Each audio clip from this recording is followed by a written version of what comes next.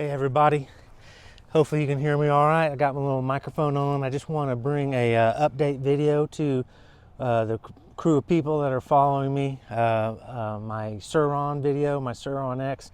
This is a 2021 into 2021 to the beginning of 2022 model. Sur Ron X Black Edition. Everyone's probably pretty familiar with this. I just want to touch base. I've had it since mid-December 2021 to now the first week in April of 2022. So 4 months review here. So I just want to touch base with everybody of how I'm liking this bike and how much fun it is. Okay, so here we go. All right, first off, I want to just kind of touch base with my tire setup. I've made progressing videos of things that I've done to this Sur Ron that I personally thought would be really beneficial, and so far I've liked everything I've done. It's just almost like the bike should have come with everything factory, with everything that I did to it. I didn't go overboard. I spent, I think, in the ballpark realm of about 500 to 550 on some of the things that I modified to make the bike better, in my opinion. But one of the things I did that I really like this decision is I went with the Shinko 244 rear tire. I went with a little bit wider option that they have. I don't know the numbers precisely, but they have a little bit smaller, thinner version that you can get. So I went with a little bit wider. I think it's more closer to the 3.0. I might have that totally wrong because it's been a while. But I love that back tire. That's a dual purpose type of tire in the back. And in the front, I am running the factory tires that came on the bike. So I have an extra set of tire from the rear that's just in the garage. So when this one wears out, I got another one. So this is actually a fantastic tire. It is thinner or not as wide as some people's motocross tires they want to put on this. But the benefit to that is that this is a lighter tire. It's probably a 2-ply tire, and the Shinko is a 4-ply tire. So that Shinko is a heavier tire. So if I remember correctly, and I could have that wrong, this one was about 2 pounds and this one was a ballpark about 4 pounds. So when I swapped that rear tire, took that one off the factory one that came on the bike, took that off, put it in the garage and put that one on, I immediately could tell, just with that 2 pound gain, I immediately tell that I am very sensitive. I am very alerted to changes, because I had ridden the bike for about a month, and I could immediately notice, the acceleration dropped. I mean, enough to notice, and then the mid power, that built to the top end of the power kind of died off. So, a little bit of a little bit heavier tire, because it's 4-ply, it's going to suck a little bit more of that acceleration and the power away. That's just the way it is. I mean, I felt it 100%. So just imagine with all these people, not all these people, but a few people in these companies that are offering these really cool, they're cool wheel upgrade, rim upgrade to a more durable, heavier, either Warp 9 rim or Excel rim, really high-end rims, and probably a little bit heavier spokes and nipples, a little bit bigger diameter. So you're adding weight, and then they're even offering some hub upgrades. I love trick aluminum, chiseled, milled out hubs. That is really, really cool.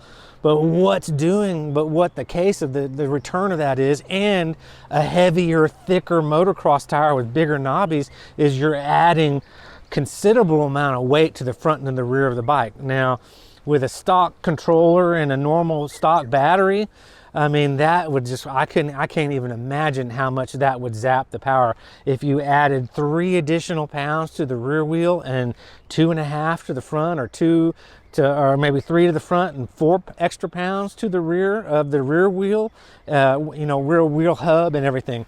Phenomenal drop in power. So, I haven't done it, but I could tell you almost, straight up how much power you would lose.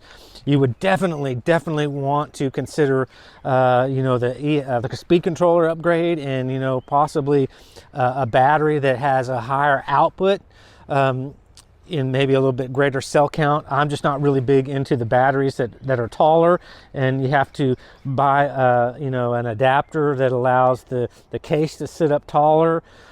That's just not in my wheelhouse. This is already a little bit of an eyesore, a little bit of a problem area right here.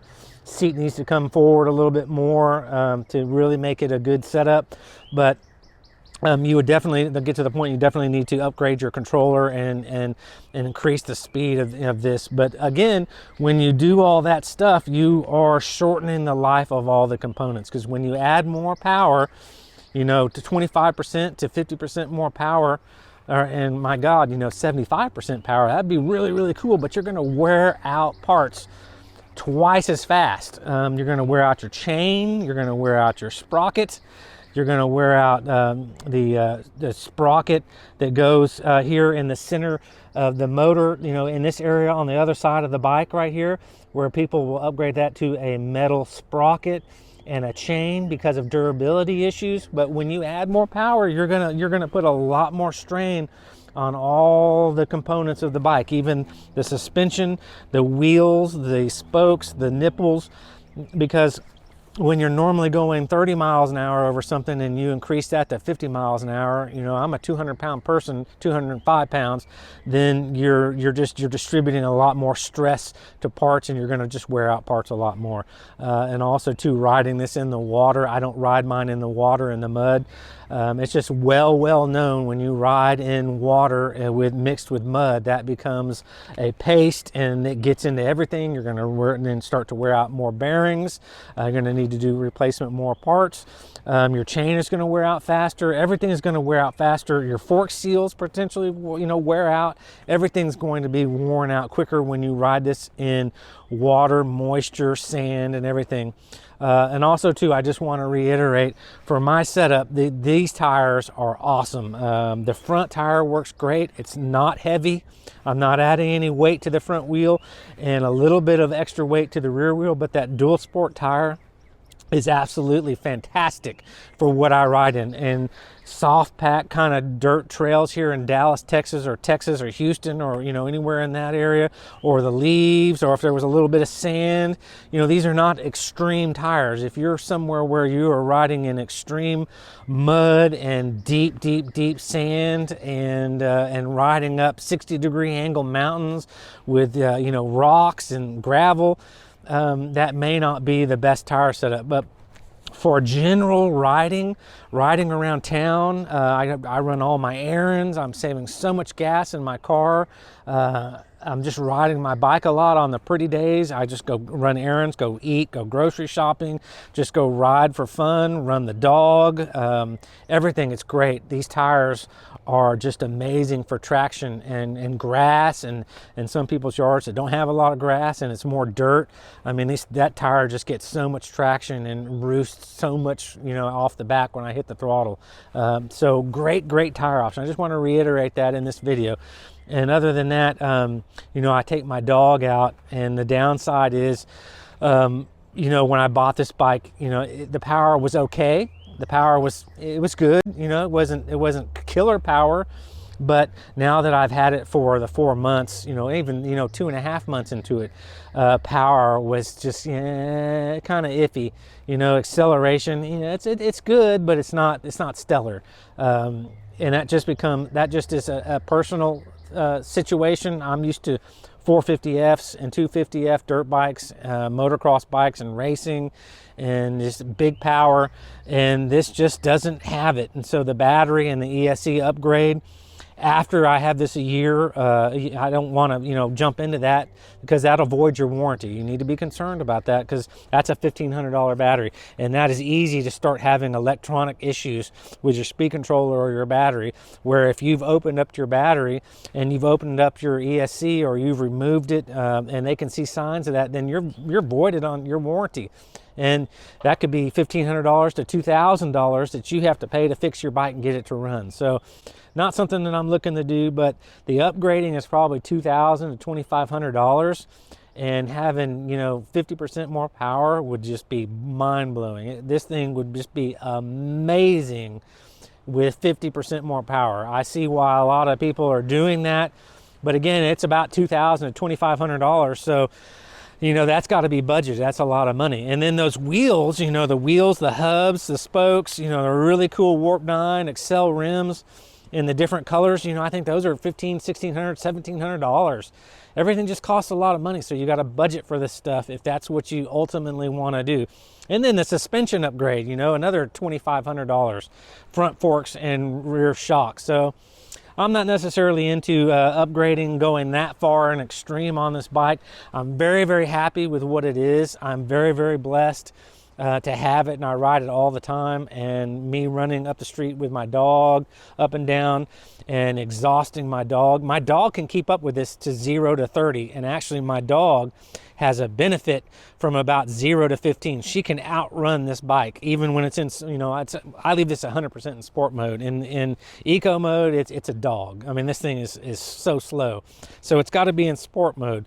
But running against my dog can pretty much almost leave this bike.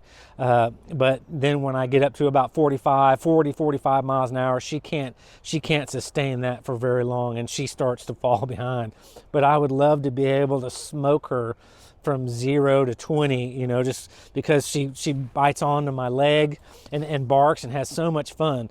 But I would like to have more power, and ultimately that just may come down the road. But other than that, I love this bike. I mean, if everyone in the world had a Sur Ron or one of the other brand, everyone would be so much happier. Just plugging this in and just the ease of ride and no noise, and the ability, just the maneuverability and just the fun factor of the Sur Ron, it's just mind-blowing. And it saves so much money in gas, and just so easy to cart around and go around. And you know, everyone would be so much happier, is my point. It would be a much happier world, I think, if everyone just had a Sur Ron and could keep their car in their garage for a lot of times, except for extended trips.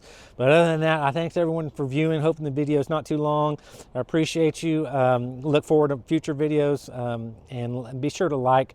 That helps me just know I'm doing a good job, and maybe get some more viewers down the road. Okay, thanks for viewing. Have a great day, and bye-bye.